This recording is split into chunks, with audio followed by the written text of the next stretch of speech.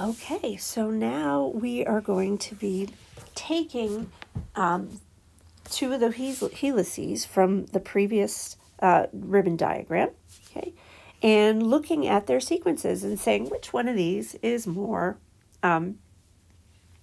stable.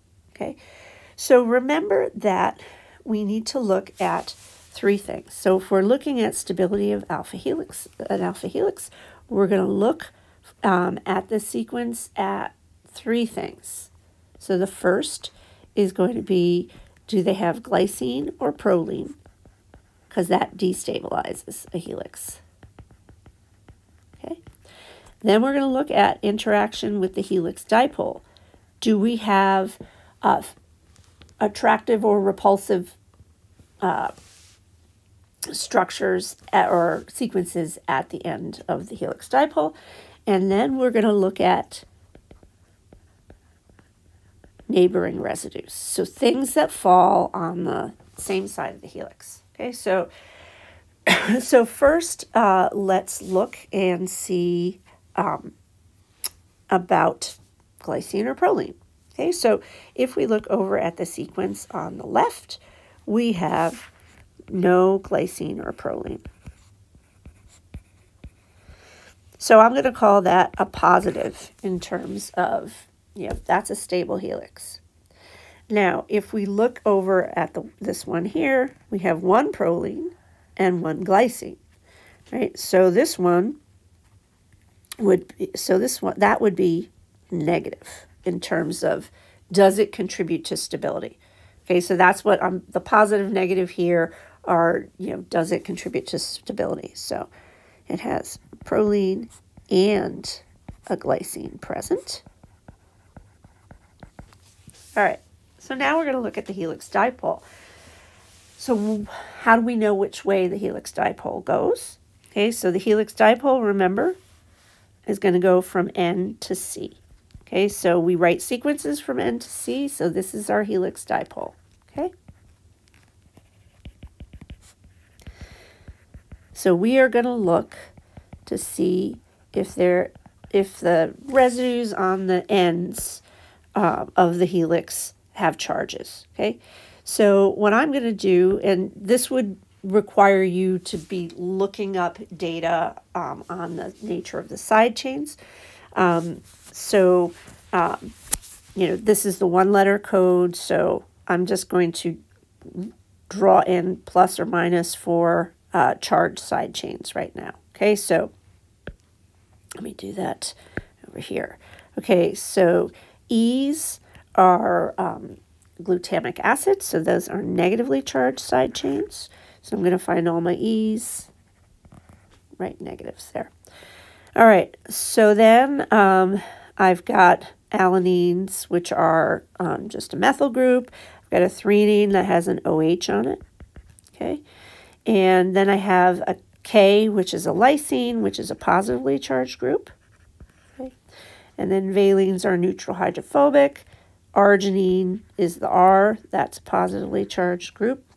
Leucine is hydrophobic. And then methionine, which is M, it is not charged. It has a sulfur in it. All right, so then when I look at the amino acids in the right-handed, on the right-hand side, we have N, which represents asparagine, and that's a polar, and it can hydrogen bond. So we're planning for part 3 as we look at the nature of the side chains. Okay, so we've got proline, that's hydrophobic, isoleucine, that is hydrophobic and bulky. Okay, and then we've got our threonine, which has an OH group that can hydrogen bond. We've got our negatively charged glutamic acid, our positively charged lysine, and then we have alanine, valine, which are both hydrophobic. And then at the end, we have a histidine that could be, that at a given pH could be positively charged. All right, So now let's look and see what we have, okay? All right. So if we look at the first one in the helix dipole, at the positive end of the dipole, we have a negative charge.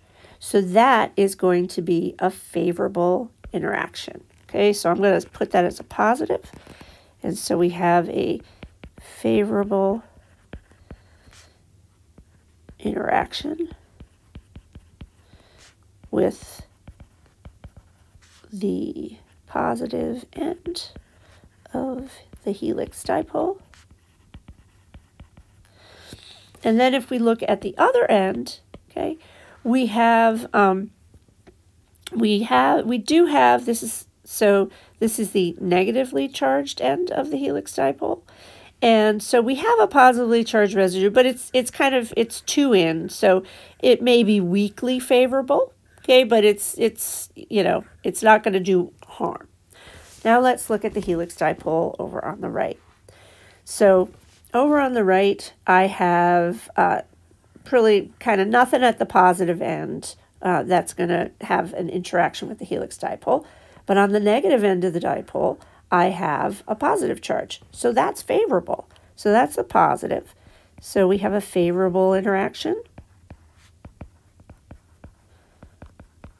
with the negative end of the helix dipole.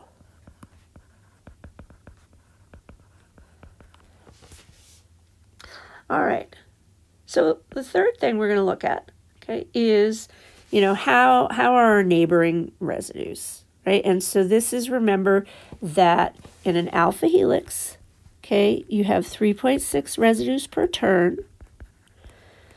So residues 4 apart will be on the same side of the helix next to each other in space.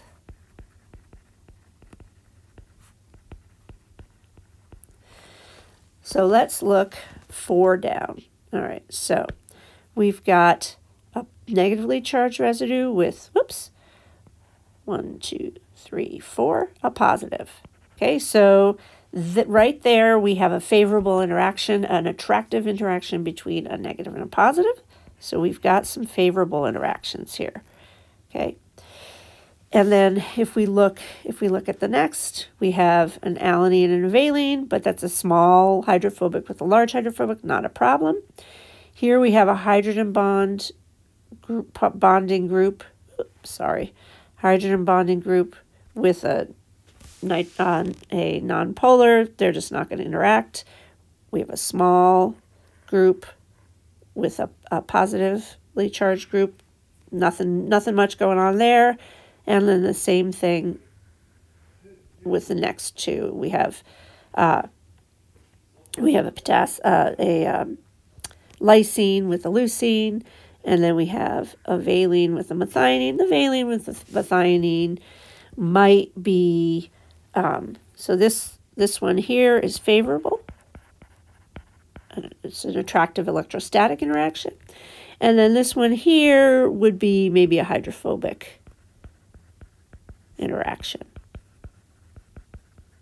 Okay, so we have a favorable electrostatic interaction, between E and K. And then a favorable hydrophobic interaction between V and M. Okay. All right, so if we look over on the right, we'll be going between the N and 1, 2, 3, 4. So we have a polar and a charged group. That could be a hydrogen bond, okay? So you can get a hydrogen bond. So we've got a favorable interaction. So the N and the E can hydrogen bond. So that's good. Then we have the proline and the lysine. Those aren't going to do anything because the proline side chain because of the way it is. We have a bulky in the isoleucine, but alanine, which is the one that it would be next to, alanine small, so the bulky doesn't bother us. Then we have a hydrogen bonding group. Hydrogen bonding group with a hydrophobic. Nothing's going to happen there. And then we have a negatively charged with glycine, which is very small. Nothing there. And then we have the positively charged lysine with the positively charged histidine. So this is going to be repulsive and destabilizing. So we've got the hydrogen bond, but then we have a negative, which is K and H have a destabilizing electrostatic interaction.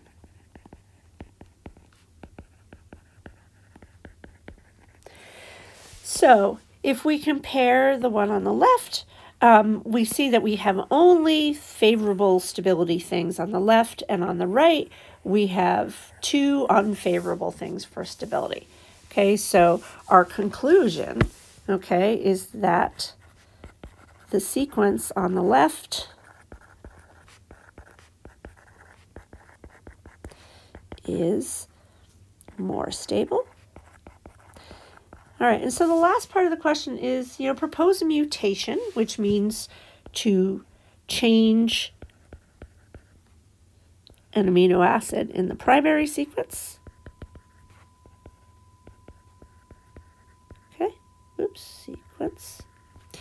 And so really the easiest target for this is just to get rid of one of those, proline or the glycine. But there's lots of things you can do. But what you would focus on, okay, for the stability is, focus on destabilizing interactions, for planning your mutation. Okay, so I could do something like changing the histidine to an alanine. Now I don't have two positive charges that are repelling one another. Or I could change the glycine to an alanine. Or I could change the proline to an alanine, right? Changing things to an alanine is the most kind of neutral and non-problematic thing you can do when you're making a mutation in an alpha helix. All right, so I ran out of room writing on this slide, so we're going to stop there.